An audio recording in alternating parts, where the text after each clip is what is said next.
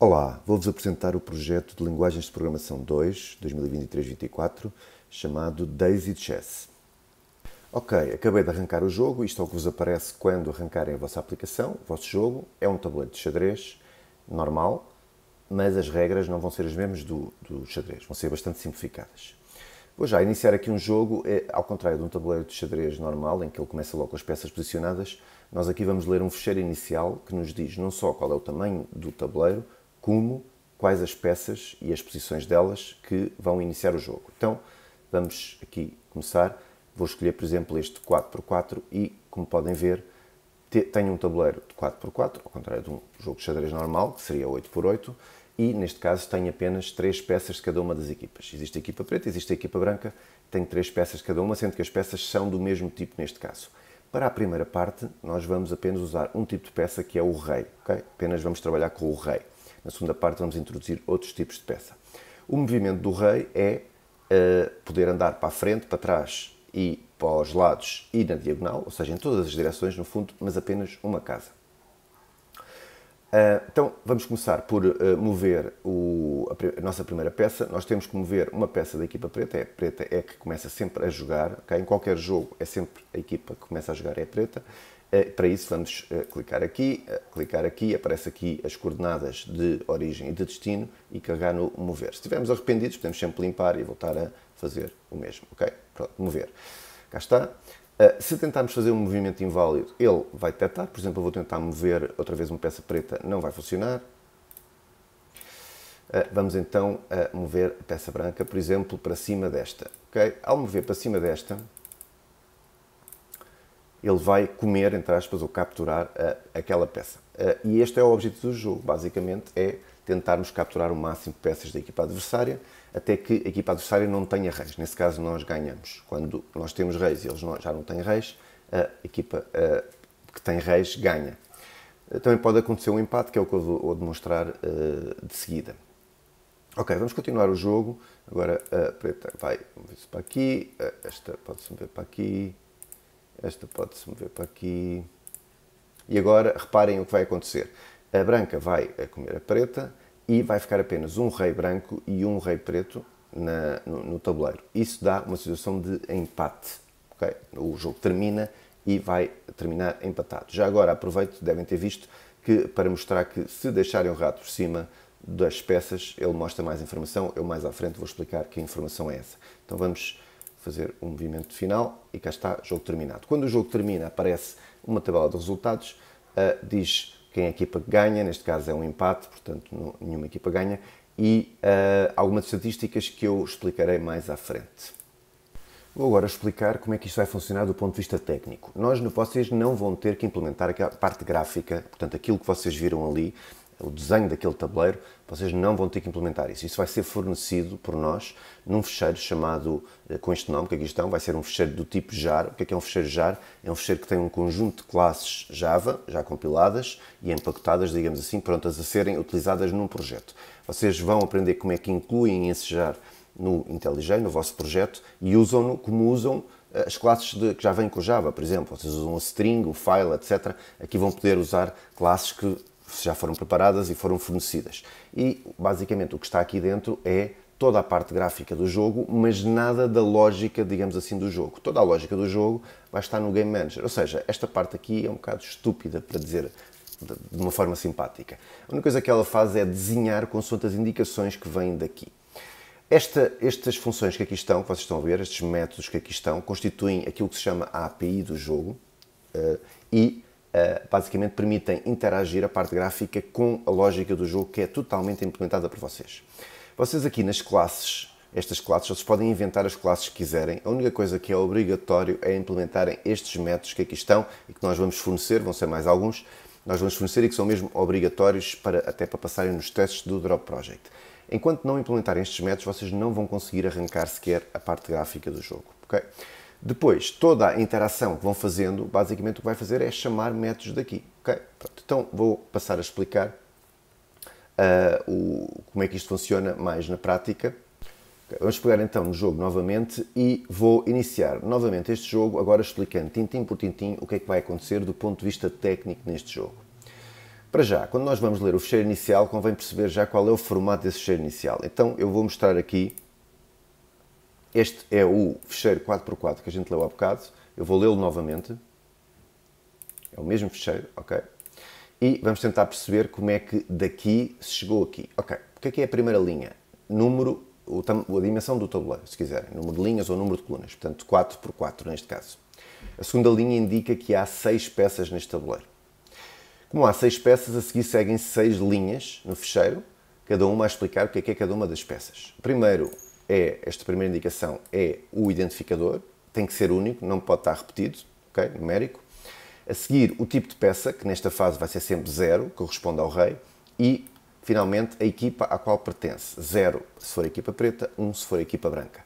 Finalmente, há uma alcunha, vamos chamar-lhe assim, de cada uma das peças. Agora, já percebem porque é que, ou vão perceber porque é que, quando eu passo o rato por cima, aparece esta indicação. Se repararem, isto corresponde exatamente a esta primeira linha, ok? Que aqui está. A única coisa que é acrescentada, que não está ali, são as coordenadas. Aquele a seguir ao arroba está as coordenadas daquela peça. De onde é que vêm as coordenadas? Ok, nestas indicações não aparece onde é que as peças estão posicionadas, apenas quais são as peças que existem no jogo. As posições aparecem na parte final. Ok, isto, se repararem bem, é uma representação do tabuleiro. Há 4 colunas e 4 linhas. Ok? E isto é a posição 00. Ao estar aqui um 0 significa que não está aqui nenhuma peça. Aqui está a peça com o identificador 1. Okay? Este identificador que aqui está. Aqui não está nenhuma peça, aqui está a peça com o identificador 2. Okay? Já estão, acho que conseguem perceber, olhando para aqui e olhando para aqui, que isto bate certo com o que aqui está. Por exemplo, esta peça que aqui está com o identificador 6 há de ser esta peça. Vamos pôr aqui o rato por cima para confirmar. Exatamente. É a peça 6, que é o beberolas. Já está ele. Pronto, definido aqui o formato do fecheiro, como é que agora apareceu aqui este tabuleiro? Quem é que leu este formato? Somos nós, são vocês? Ok, para isso vamos ter que olhar para a famosa API. Eu vou mostrar agora aqui a API. Ok? Estão aqui todos os métodos que vocês vão ter que implementar dentro da classe Game Manager e logo o primeiro é precisamente o Load Game. Ok? É o que inicia o jogo. Quando vocês fazem ler fecheiro inicial e escolhem aqui um fecheiro, este fecheiro é-vos passado aqui para dentro do file. O que é que isto quer dizer, é-vos passado? Isto é uma inversão de controle. Vocês não controlam o main somos nós que controlamos, ou se quiserem, o jar que controla, e o jar, durante o main, vai reagir ao facto de vocês estarem a escolher o ler fecheiro inicial, vai perceber que vocês querem ler o fecheiro 4x4 txt e vai-vos passar essa indicação. A partir daí, a bola está do vosso lado. Vocês têm que saber abrir este fecheiro, processar o fecheiro e o que é que vão fazer com isso? Carregar uma série de estruturas internas que vos deem jeito para continuar o jogo. Ou seja, o load game tem que ter aquilo que se chamam efeitos secundários. Ele tem que preencher informação dentro do Game Manager que permita os restantes métodos saberem o que fazer a seguir. Por exemplo, o getBoardSize, após o load game, tem que dar a informação que estava no fecheiro relativamente ao tamanho, que era 4. Lembram-se disso, ok? Claro que isto só é possível se vocês guardarem no load game essa informação a algures para que no getBoardSize a seguir possam ler essa informação. A mesma coisa vai acontecer com este, por exemplo, getSquareInfo. O move já lá vamos. O que é que o getSquareInfo faz? Tal como o nome indica, para um conjunto de coordenadas xy, dá a informação daquele quadrado. Okay? Poderá dar informação de que não existe nada no quadrado, e nesse caso vai retornar um array vazio, ou que existe uma peça no quadrado, e neste caso este array de strings corresponde às informações que correspondem àquela peça. Okay? Depois vai-vos ser dada mais informação exatamente o que é que vai aqui dentro de cada uma das posições do array, mas ficam já a saber que isto ou dá um array vazio, por exemplo, à posição 00, ou dá uma peça preta com o ID 1, etc., para a posição 10, etc., etc.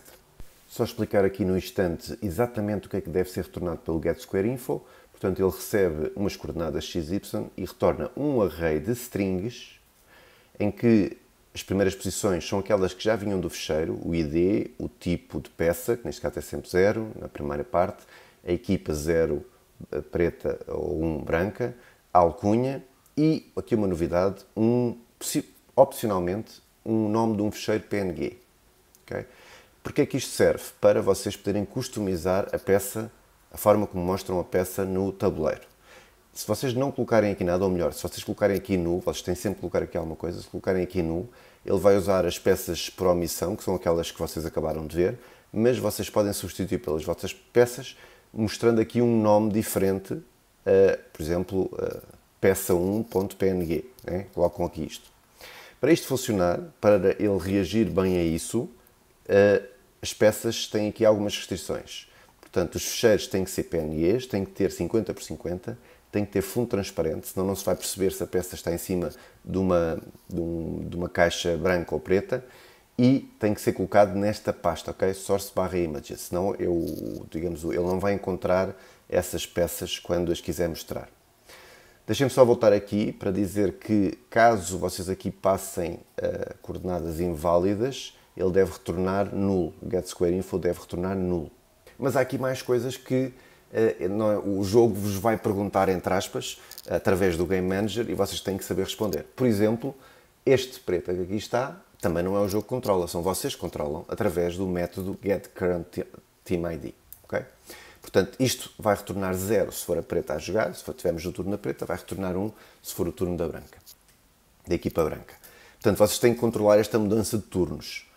A única coisa que ele faz é limita-se a perguntar, chamar esta função e preencher isto consoante o que vem de retorno. Portanto, mais uma vez, se isto não estiver correto, aqui isto não vai estar correto também. Mais uma informação que vos vai ser perguntada é aqui para a tooltip, ok? Se eu puser aqui o rato por cima, esta informação que ali aparece a amarelo é o quê? É o que sai daqui desta função. Ou seja, basicamente o que a gente vai fazer é, dá-me aí a informação da peça com o ID, neste caso 1, e vocês têm que retornar uma string logo aquele formato que ali viram, ok? Pronto, então vamos agora ao movimento. Eu agora vou mover, então, eu já tinha clicado aqui, vou mover, no momento em que eu vou carregar aqui no mover desta peça, o que é que a parte gráfica vai fazer? Vai chamar o Game Manager com o move, em que vai passar aqui 1, 0 e aqui 1, 1. Okay? E vocês têm que, perceber primeiro se isto é uma jogada válida.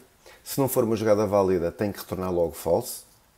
Se for uma jogada válida, tem que alterar as vossas estruturas internas de forma a que, quando eu a seguir perguntar, por exemplo, o getSquareInfo do 1, 0, ele já não me vai dar, cá está lá uma peça, porque a peça moveu-se entretanto, certo? Se eu fizer aqui mover, agora se eu chamar o getSquareInfo, ele aqui já não vai dar peça nenhuma. Basicamente, esta aplicação, para conseguir desenhar este tabuleiro, em cada jogada vai fazer um ciclo em que percorre o tabuleiro todo e para cada uma pergunta o getSquareInfo respectivo. E se isto não estiver coerente, isto não vai funcionar, não é? Portanto, não vai aparecer, apesar de vocês parece que movimentaram a peça mantém-se no mesmo sítio. Portanto, não é isso que se pretende. Mais uma vez, volto a dizer que vocês controlam tudo. A única coisa que isto faz é mostrar visualmente aquilo que acontece, digamos assim, dentro do Game Manager e das restantes classes que se espera que vocês usem. Atenção, não é suposto vocês fazerem tudo dentro do Game Manager. Isso seria no paradigma imperativo. No paradigma orientado a objetos, vocês já devem começar a criar classes para guardar esta informação que acharem útil. Ok, o que é que falta? Falta aqui este Game Over, Get Game Results e Get Outers Panel. Por que é que eles servem? Bem, o Game Over é sempre chamado após cada jogada. Ou seja, após cada movimento, a aplicação vai perguntar se o jogo terminou ou não. E o que vocês vão verificar é, por exemplo, se já só existir reis de uma certa equipa, já não existir reis de outra equipa, o jogo terminou. Se existir só um rei de cada uma das equipas, o jogo terminou. E há uma terceira hipótese para evitar que a gente ande aqui num jogo empatado forever, digamos assim, que é se ao fim de 10 jogadas não houver nenhuma captura, então vocês devem também dizer que o jogo terminou. Okay? Neste caso devem dar true aqui. Quando isso acontece, aparece uma mensagem a dizer que o jogo terminou e a seguir ele chama o Get Game Results para apresentar aquela imagem, aquela janela com as estatísticas. Este Get Game Results vai dar um conjunto de estatísticas. E que estatísticas são essas? Bem, ele vai retornar um array de strings, atenção, isto não é uma única string, é um array de strings em que cada linha destas é uma string.